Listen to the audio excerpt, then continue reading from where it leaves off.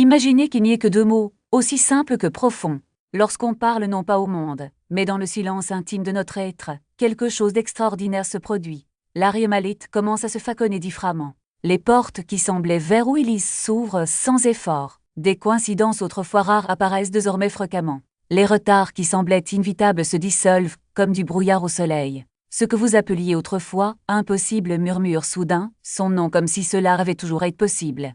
Mais c'est là que réside le mystère. Ces deux mots portent un pouvoir sacre. Ils n'étaient pas destinés à être partage, ni avec des amis, ni avec la famille, ni même avec ceux en qui vous avez le plus confiance. Dès que vous les dites à voix haute à quelqu'un qui ne comprend pas le langage de l'invisible, votre force s'affaiblit, le doute s'installe, la logique prend le dessus, et la graine de ce que vous souhaitez manifester évolue avant même qu'elle ne germe. La crivation ne se fait pas par effort, mais par identité. Il ne s'agit pas de se battre pour obtenir, mais d'assumer, désormais, l'état de ce que l'on souhaite. Ces deux mots sont comme un portail, un passage direct vers la version de vous qui possède déjà ce que vous cherchez. Peut-être pensez-vous que vous êtes ici pour recevoir des informations, mais la vérité est que vous êtes venu pour vous transformer. Ce n'est pas une technique, mais un alignement. Et tout alignement commence par une déclaration intérieure, silencieuse, ferme et inébranlable. Il ne suffit pas d'entendre ces mots. Il faut les absorber, les ressentir, en faire partie. À la fin de cette conversation, vous saurez non seulement ce qu'ils sont, mais vous comprendrez pourquoi ils fonctionnent, comment les intégrer dans le tissu de votre vie, et que faire lorsque tout commence à évoluer en votre faveur. Restez vigilant. Toute votre vie, on vous a appris à parler pour informer, expliquer, décrire ce qui existe déjà. Mais ici et maintenant, l'invitation est d'éveiller quelque chose de beaucoup plus profond, quelque chose que les anciens connaissaient mais que l'esprit moderne a oublié. Les mots ne sont pas seulement des véhicules d'expression. Ils sont le ventre de votre monde. Ce sont les outils invisibles avec lesquels vous sculptez la réalité. Vous croyez prononcer des mots, mais en fait, ce sont eux qui façonnent votre existence. Chaque phrase que vous prononcez, chaque pensée que vous reptez, chaque dialogue interne que vous acceptez comme de simples paroles informelles, ne sont pas des vibrations vides de sens dans l'air. Ce sont des projets envoyés directement au cœur de la crivation.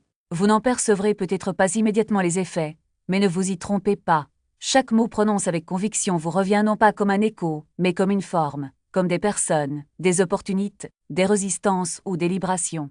Par conséquent, ce n'est pas ce que vous demandez qui définit votre vie, mais ce que vous déclarez, ce que vous acceptez intérieurement comme réel. Soyez très attentifs, car c'est là que tout commence à changer. Quand je parle de déclarer, je ne fais pas référence à un spectacle ou à une performance.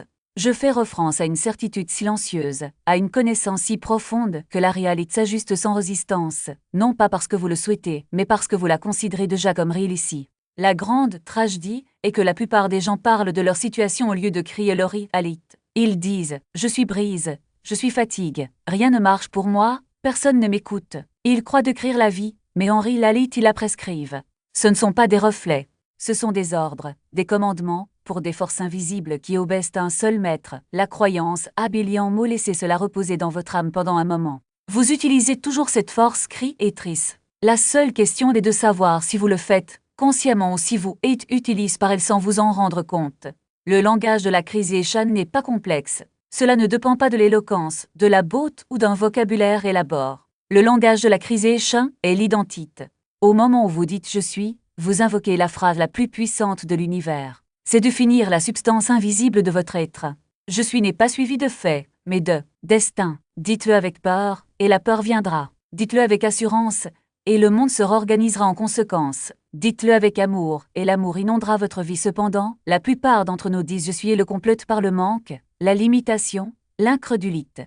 Non pas parce que nous le voulons, mais parce qu'on nous l'enseigne. Nous avons été forme pour être un blot mauvais endroit. On nous dit que l'audace est de l'arrogance, mais ce que nous appelons arrogance, la crivation l'appelle clarté. L'univers ne se soucie pas du volume de votre voix. Il n'écoute que la certitude qui est en elle. Laissez-moi vous donner un exemple. Si un homme se tient devant le miroir et dit « je réussis », mais que son cœur murmure « je ne réussis pas », laquelle des deux phrases, selon vous, façonnera sa vie? Le murmure, toujours, car ce n'est pas l'intensité de la voix qui crie, mais l'intensité du consentement intérieur. Il ne suffit donc pas de le préciser.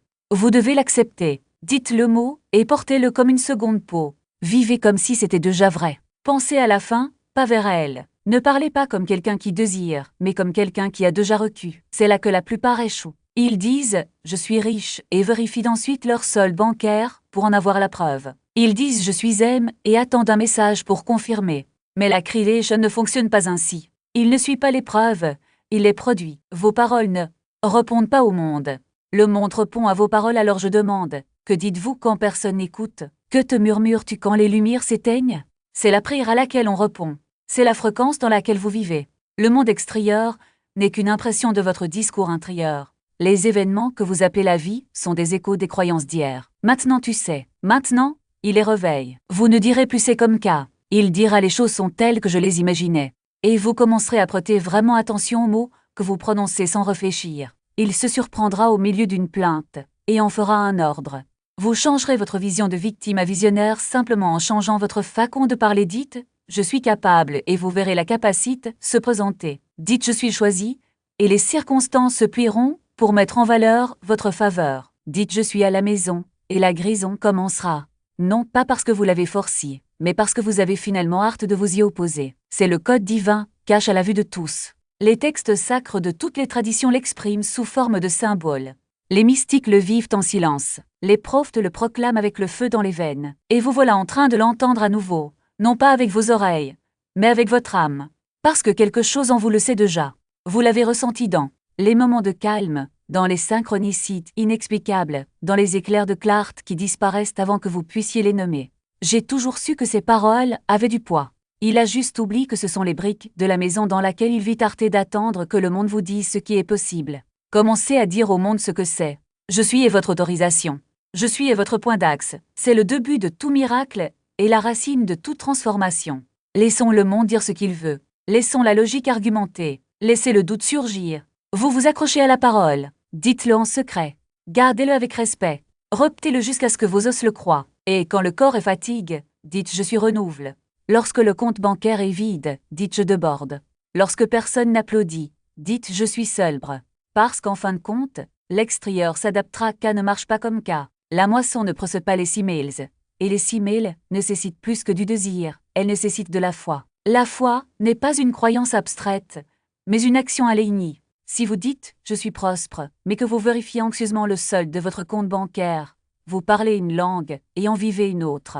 L'univers ne répond pas à ce que vous dites, mais à ce que vous ressentez comme étant vrai. Et ce sentiment ne ment pas.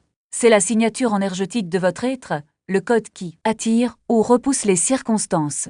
La transformation ne commence donc pas parce que l'on fait, mais parce que l'on cesse d'être. Vous devez vous débarrasser de l'ancienne identité, comme d'une peau qui ne vous va plus. Il ne s'agit pas de faire semblant, il s'agit de choisir. Choisir quelle version de vous-même vous allez nourrir. Celui qui se plaint du manque ou celui qui célèbre l'abondance? Celui qui se considère comme la victime ou celui qui se reconnaît comme le cri des tueurs? Chaque choix est un vote interne, et celui qui l'obtient le plus de voix l'emporte. Mais voilà, vous ne pouvez pas décider une seule fois. L'esprit est comme un muscle. S'il n'est pas exercé, il s'atrophie. Si vous dites « je suis courageux » une fois, et que vous passez ensuite la journée à éviter les conflits, le mot perd son pouvoir. Si vous dites « je suis en bonne santé » et continuez à vous nourrir de doutes et de sucre, le corps n'y croit pas. La répétition n'est pas magique, c'est un entraînement. S'entraîner pour que la nouvelle identité devienne aussi naturelle que la respiration. Et quand cela arrive, quelque chose d'extraordinaire se produit. Vous arrêtez de vous battre. Parce que la lutte naît de la résistance, et la résistance naît de la déconnexion entre qui vous dites être et qui vous sentez que vous êtes. Lorsque les deux choses s'alignent, l'action se déroule. Vous n'avez pas besoin de forcer la porte, elle s'ouvre. Vous n'avez besoin de convaincre personne. Les gens le ressentent. Vous n'avez rien à prouver, les résultats parlent. Mais jusqu'à ce que vous y arriviez, il existe un moyen. Un chemin qui requiert de la discipline, non pas dans le sens de punition, mais de disciple. Être disciple de vous-même. Vous devez vous surveiller. Demandez « Qu'est-ce que je nourris aujourd'hui ?» Mes mots construisent-ils ou détruisent-ils? Mes peines ouvrent-elles des chemins ou creusent-elles des trous? Et surtout, vous devez vous pardonner lorsque vous échouez. Parce que cela échouera. Le vieil esprit ne se rend pas sans combat. Elle murmura « C'est absurde. Vous n'êtes pas comme qu'à. » Regardez votre vie. Et dans ces moments-là, vous aurez deux options. Céder ou réaffirmer. Réaffirmer, ce n'est pas nier la réalité, c'est nier son pouvoir sur vous. Cela signifie « Je vois ceci, mais je ne suis pas cela. Je suis ce que je choisis d'être. » Et puis, revenons au silence. Revenons aux mots. Revenez au « je suis » comme mantra, comme encre, pour rappeler que la vraie bataille n'est pas contre le monde, mais contre la version de vous-même à laquelle vous ne croyez pas encore. Car en fin de compte, La manifestation ne consiste pas à attirer des choses. Il s'agit de devenir. Devenir la personne pour qui ce que l'on désire est déjà naturel. Et cette personne n'est pas du jour au lendemain. Il se sculpte, jour après jour, dans le calme de votre conviction. Ainsi, lorsque quelqu'un vous demande comment vous avez fait, vous n'aurez pas de réponse toute prête, non pas parce que vous ne le savez pas, mais parce que la réponse est trop simple à expliquer. Vous avez hâte de vous considérer comme quelqu'un qui cherche, et avez commencé à vous considérer comme quelqu'un qui a déjà trouvé. Et l'univers, qui ne fait pas de distinction entre le réel et l'imaginaire lorsque les deux sont vécus avec foi, traite sa nouvelle identité comme un fait. Non pas parce que vous en étiez convaincu, mais parce que vous avez hâte de demander la permission d'exister, vous découvrez que ce qui semblait sûr était en réalité une prison diguée si en confort. Et le plus curieux, c'est que plus on avance, plus on se rend compte que la résistance ne vient pas du monde extérieur, mais de l'intérieur. C'est comme si une partie de vous, la partie qui s'est habituée à l'ancien mode, commençait à murmurer. Ce n'est pas pour vous. Vous ne le méritez pas. Retournez là où vous étiez. Ce n'est pas le mal, c'est la peur. Peur de perdre ce que l'on sait déjà, même si c'est peu. Peur de devenir quelqu'un qu'on ne reconnaît pas dans le miroir. Mais voici la vérité que peu de gens ont le courage d'admettre. Vous êtes déjà cette personne. Elle attend juste que tu cesses de douter d'elle. Le problème ne devient pas nouveau. C'est arrêter de croire que l'ancien a encore du pouvoir sur soi. Lorsque vous dites « je suis », vous ne déclarez pas une ambition, mais vous reconnaissez une réalité qui existe déjà en potentiel. C'est comme si, en vous, il y avait une version plus complète et plus alénique qui a juste besoin d'une autorisation pour émerger. Et cette permission ne vient pas de l'extérieur. Ce n'est pas un diplôme, un compliment ou une validation. Cela vient de vous, dans le silence de votre propre conviction. Chaque fois que vous choisissez d'agir, comme si vous étiez déjà celui que vous voulez être, vous envoyez un signal à votre système nerveux. C'est ce que nous sommes maintenant. Et le corps, l'esprit, voire les circonstances, commencent à se réorganiser autour de cette nouvelle information, mais ne vous y trompez pas. Cela ne se fait pas du jour au lendemain. C'est un processus de déconstruction et de reconstruction, comme la rénovation d'une vieille maison. Il faut d'abord abattre les murs qui ne servent plus, même si, pendant un certain temps, ils seront exposés au vent et à la pluie. Vient ensuite le plus dur, attendre.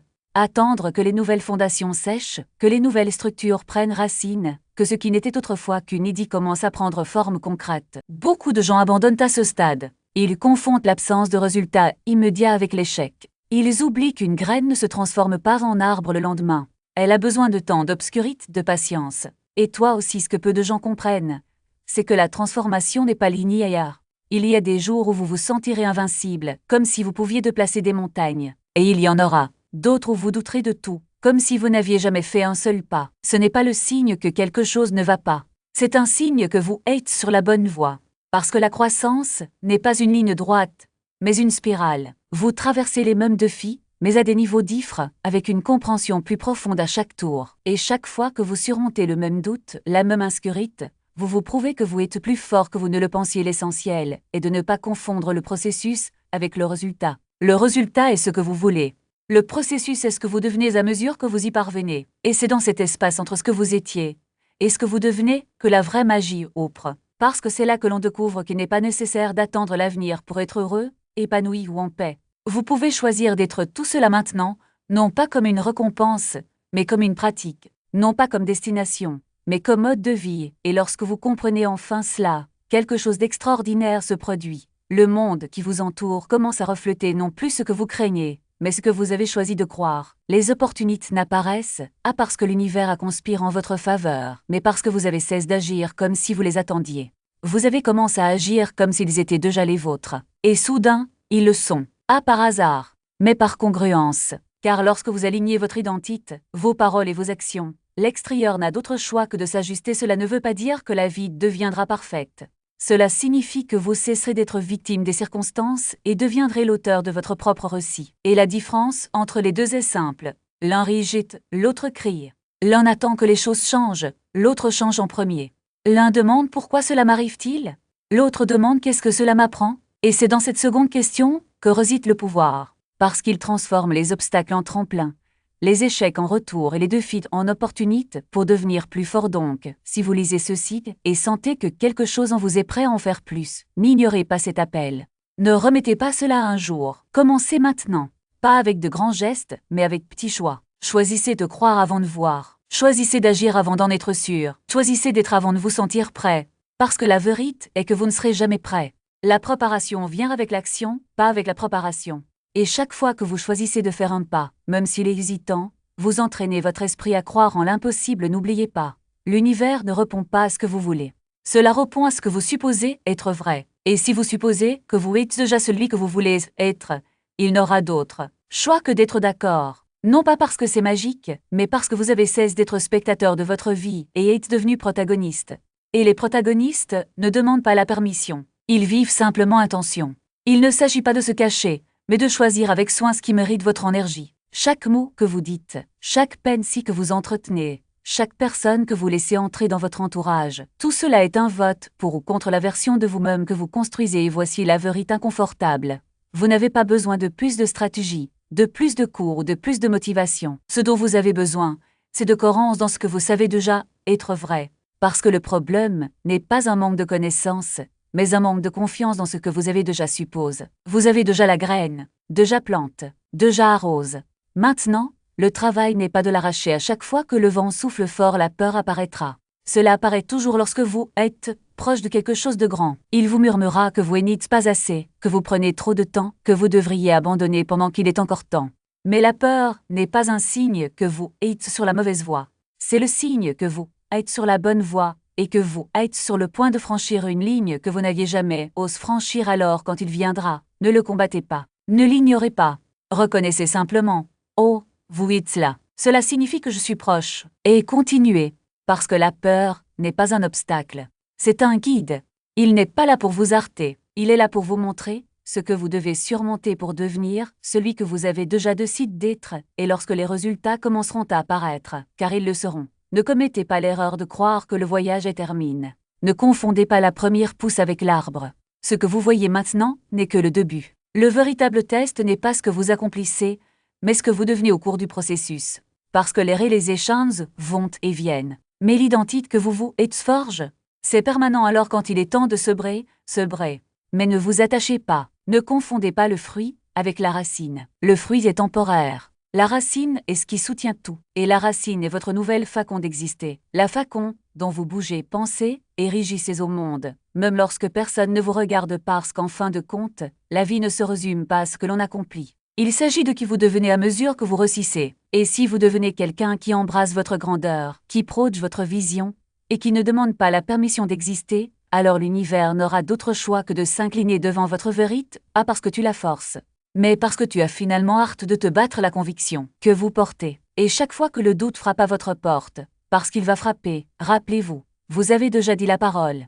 Avez-vous déjà imaginé la fin? Il a déjà assumé cette identité. Il ne reste plus qu'à produire le point végétatif. Il ne s'agit pas d'attendre que les choses se mettent en place d'elles-mêmes. Il s'agit de ne permettre à rien, ni la peur, ni l'incertitude, ni les voix qui disent ce n'est pas possible, de vous voler ce qui vous appartient déjà de droit. Vous ne construisez pas un rêve à partir de zéro. Vous supprimez simplement les obstacles qui vous empêchent de le voir se réaliser, parce que la grandeur n'est pas une destination lointaine. C'est un choix quotidien. Et chaque fois que vous choisissez d'agir comme quelqu'un qui est déjà arrive, l'univers répond. Pas par magie, mais parce que vous êtes s'aligne sur la version de vous-même qui connaît déjà la vérité. Vous n'avez rien à prouver. Il vous suffit de continuer.